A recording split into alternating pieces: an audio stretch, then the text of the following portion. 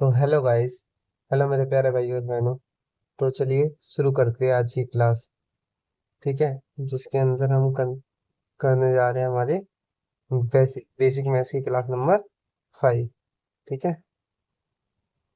हम्म आपको मैंने पहले अभी तक हमारी 4 क्लास हो चुकी है। तो पहले आप उन 4 क्लासों को जरूर देखना। क्लास नंबर 1 से देखोगे तभी आपको आगे की सारी क्लास समझ आएगी। आप बीच में से कोई सी भी क्लास उठा के देखोगे तो वो आपको समझ नहीं आएगी।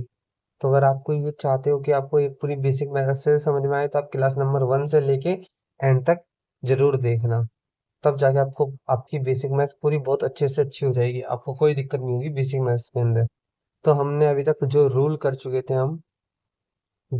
कर चुके थे डिविजिबिलिटी के, वो हम कर चुके थे 2 का, 4 का और 8 का। ठीक है। और जो आज हम रूल करने वाले हैं, रूल ऑफ 3 and 9। आज हम जो रूल करेंगे वो 3 और 9 का रूल करेंगे। ठीक है। क्या 3 और 9 का रूल करेंगे और बहुत आसानी से, बहुत मजेदार, एकदम बहुत अच्छे से करेंगे। ठीक है। आपको कोई दिक्कत भी नहीं होगी। तो चलिए शुरू करते हैं। ठीक है। मैं बताता हूँ आपको रूल ऑफ। आप एक रूल सीख लीजिए बस, सिंपल सा रूल ऑफ 3। ठीक है। पहले आप ये ध्यान से देखना, रूल ऑफ 3 क्या कहता है। क्या रूल ऑफ 3 क्या कहता है कि कोई भी नंबर, जैसे मैं आपको पहले एक नंबर लिख के दे देता हूँ।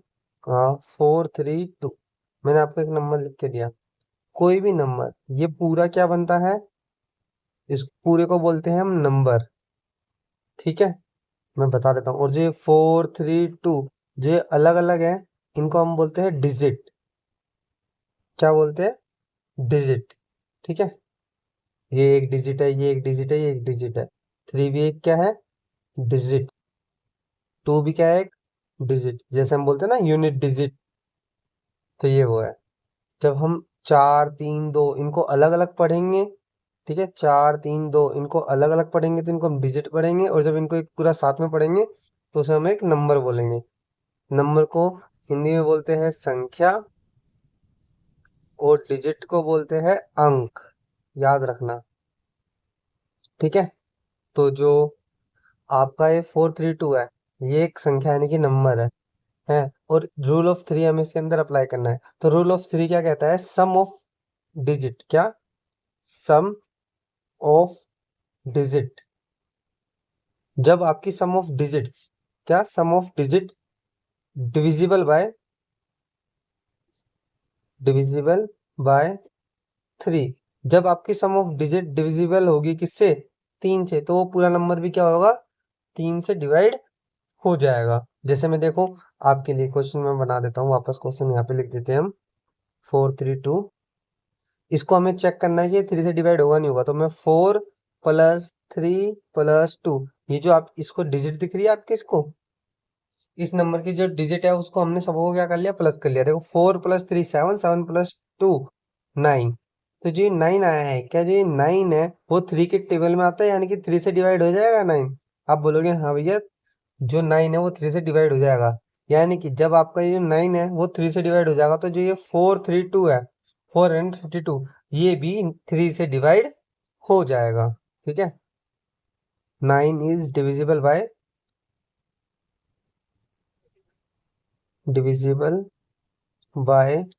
3। So 432 is also ठीक है, डिविजिबल बाय 3। सिंपल सा रूल है। जब आप डिजिट का सम करो वो 3 से डिवाइड हो जाए तो वो नंबर भी 3 से डिवाइड हो जाएगा। तो चलिए इसके लिए मैं एक आपको क्वेश्चन देता हूँ बहुत आसान सा। मैं आपसे पूछता हूँ 5 2 3 8 7 2, ये एक नंबर है, ठीक है, संख्या है। क्या ये 3 से डिवाइड हो जाएगी। अब हमें इसको इसको बिना डिवाइड करे बताना है कि ये 3 से डिवाइड होगा या नहीं। ठीक है। तो चलो चेक करते हैं। अब मैं आपको हमें पूरा डिवाइड नहीं करना। हम क्या करेंगे, 5 + 2 + 3 + 8 + 7 + 2। ठीक है। 5 और 2 7, 7 और 3 10, 10 और 8 18, 18 और 7 25, 25 और 2 क्या आ जाएगा हमारा 27। क्या 27 3 से डिवाइड हो जाएगा? आप बोलोगे हाँ भैया 3 के टेबल में 27 आता है, यानी कि ये 3 से डिवाइड हो जाएगा। ठीक है, तो जो इस नंबर का यूनिट डिजिट सम है, जो यूनिट डिजिट यानी कि जो अंकों का जो योग है वो 3 से भाग हो जाएगा, इसलिए ये पूरा नंबर 3 से भाग हो जाएगा। ठीक है, सिंपल सा, बहुत आसान है, कोई दिक्कत नहीं है। तो आप ये लिखोगे यहाँ पे 27 इज डिविजिबल बाय 3। सो सो ये जो नंबर है वो लिख दोगे 3872 इज आल्सो डिविजिबल बाय 3। बस सिंपल सा। इससे आसान इससे आसान लैंग्वेज में तो कोई नहीं समझा सकता। जब भी आपको कोई नंबर दिया हो, उस नंबर की अगर कोई जो डिजिट है वो उनको प्लस करो, उनको प्लस करने के बाद में जो भी उनका सम आए है, अगर वो 3 से टेबल में आता है, 3 से भाग हो जाए, तो वो यानी कि वो पूरा बड़ा नंबर भी 3 से भाग हो जाएगा। ठीक है, सेम रूल 9 का है। क्या? सेम रूल 9 का है कि जो हम देखते हैं वही नंबर लिख रहा हूं मैं, ध्यान से देखना। 42387 2। अब मैं आपसे पूछता हूँ क्या ये 9 से भाग हो जाएगा?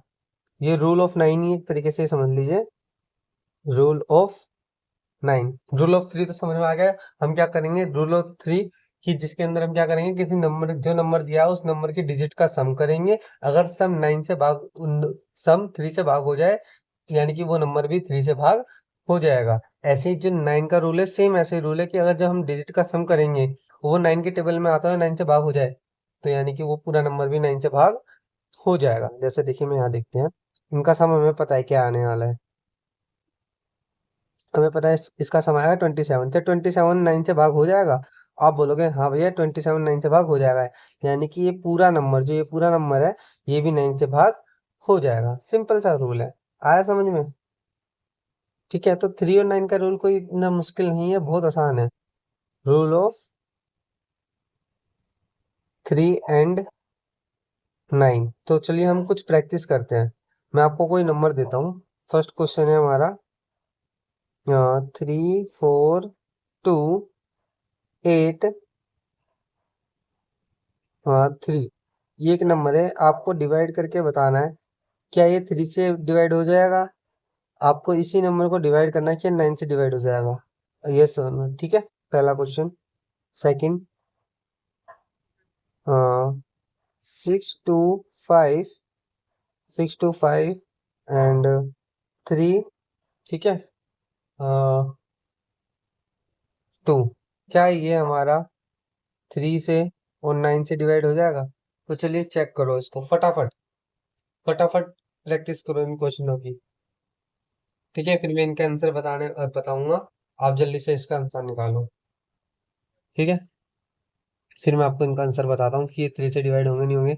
मैं आपको फिर भी पहले भी बता देता हूँ कि 3 का रूल होता है, हम जितनी भी डिजिट है उन सबको प्लस करेंगे, और जब प्लस करने पे है, हम प्लस करने पे अगर वो जो नंबर आया वो 3 से भाग हो जाएगा, तो वो पूरा नंबर भी 3 से भाग हो जाएगा। और अगर वो जो डिजिट को सम करके जो आंसर आया है वो 9 से भाग हो जाएगा, तो वो पूरा नंबर भी 9 से भाग हो जाएगा। ठीक है, तो वो आपको चेक करना है। अब इसको चेक करें इन दोनों क्वेश्चनों को फटाफट, और इनका आंसर कमेंट में जरूर लिख के भेजो। और जिसका सही होगा उसको मेरी तरफ से एक लाइक मिलेगा। ठीक है, तो चलो मैं करूँ अब इसको सॉल्व। तो चलिए मैं करता हूँ। पहले इस नंबर का सम देख लेते हैं हम। ठीक है, 3 + 4 + 2 + 8 + 3। तो सॉल्व कर दिया आपने इस क्वेश्चन को। देखिए, 3 और 4 7, 7 और 2 9, 9 और 8 17, 17 और 3 20। तो इसका सम तो क्या आ रहा है 20। 7 2 9, 9 और 11 20। अब देखो 20 आया ना इसका सम, इसका सम क्या है 20। क्या ये 20 3 के पाड़े में आता है? क्या ये 20 3 के पाड़े में आता है? आप बोलोगे नहीं, यानी कि ये नंबर जो है वो 3 से भाग नहीं होगा, 3 से भाग नहीं होगा। ठीक है, क्या जो हमारा इनका डिजिट का सम आया है वो 20 आया है, क्या ये 9 के टेबल में आता है या 9 से डिवाइड हो जाएगा 20? आप बोलोगे नहीं, यानी कि 9 से भी भाग, ये पूरा नंबर भी 9 से भाग नहीं होगा, यकीन नहीं होता तो आप इसको डिवाइड करके देख लेना। आप इस नंबर को 3 से या आपका मन करे 9 से, दोनों में से किसी भी एक से डिवाइड करके देख लेना, आपका रिमाइंडर कभी भी 0 नहीं आएगा। ठीक है, तो चलिए सेकंड क्वेश्चन सॉल्व करते हैं। देखना आपका आंसर, देखना क्या आता है, क्या आपका क्या सही कराया गलत कराया। 6 + 2 + 5 + 3 + 2, ठीक है।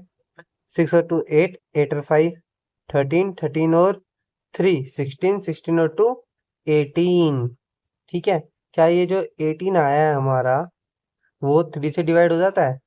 आप बोलोगे भैया 18 3 के पहाड़े में आता है, ठीक है, यानी कि ये 3 से भाग हो जाएगा, डिवाइड हो जाएगा, यानी कि जो पूरा नंबर है, ठीक है, 62,532, ये 3 से भाग हो जाएगा, क्योंकि इसका जो डिजिट सम है, ठीक है, जिसके अंकों का योग है, वो हमारा 18 है, और जो 18 है वो 3 के पहाड़े में आता है, इसलिए 3 से भाग हो जाएगा। ऐसे ही 18 है जो 9 के पहाड़े में भी आता है, यानी कि ये नंबर 9 से भी भाग हो जाएगा।